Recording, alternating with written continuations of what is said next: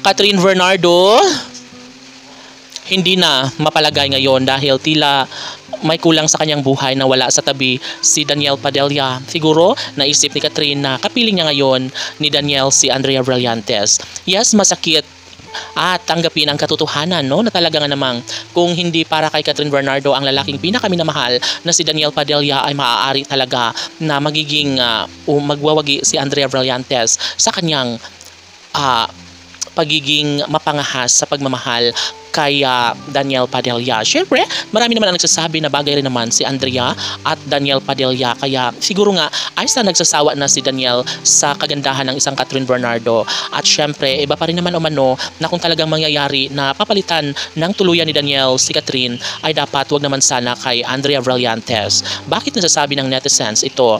Well, dahil nga naman sa mga nakaraan sa relasyon ni Andrea Brillantes ay talaga nga namang wala ring nagtatagal at puro issue lamang, lalong-lalo na ang mga nakaraan at na talagang pinangangalandakan noon ni Andrea Brillantes. So ayaw na ayaw ng taong bayan na mangyayari ito kay Danielle. Ayaw na ayaw nila na masaktan at malugmok ang puso ni Danielle Padilla ng dahil lamang sa bitag na inilaan ni Andrea Brillantes. Dapat lamang talaga na mag-focus na lang si Danielle sa pag-ibig, tunay at wagas sa pagmamahal kay Catherine Bernardo. Sila ang deserve na magkakatuluyan at dapat ay patunayan umano nila ito sa isa't isa sapagkat ang kagandahan ni Catherine Bernardo ay walang-wala sa kagandahan ni Andrea Brillantes saad ng taong bayan.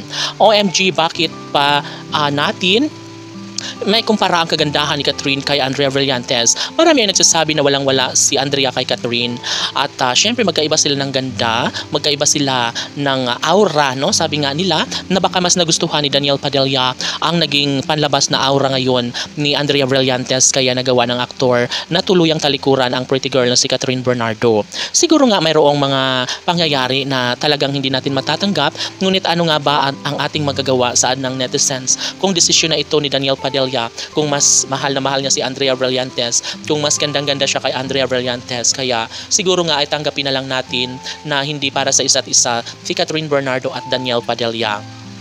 Kahit sino ay manghihinayang talaga sa kalamangan nakaraan. Kahit sino ay hindi papayag na basta na lang na maunsyami ang lahat ng mga plano nila sa buhay, lalong-lalo na ang kalang pag-iisang dibdib at pagbuo ng sariling pamilya at pagsasama sa habang panahon. Nais na makumbinsi ni Danielle ang lahat sa kanilang pagmamahalan, lalo na at ngayon ay hindi rin mapapatawad ang ng taong bayan si Danielle dahil nga tuluyan niyang iniwan si Catherine Bernardo at sumama ka siya kay Andrea Brillantes. Paano na lang ang kanilang mga sapaan? Tanong ng mga netizens, mayroon pa kayang pag-asa na magbalik sa buhay ni Catherine Bernardo si Danielle Padilla? Abangan!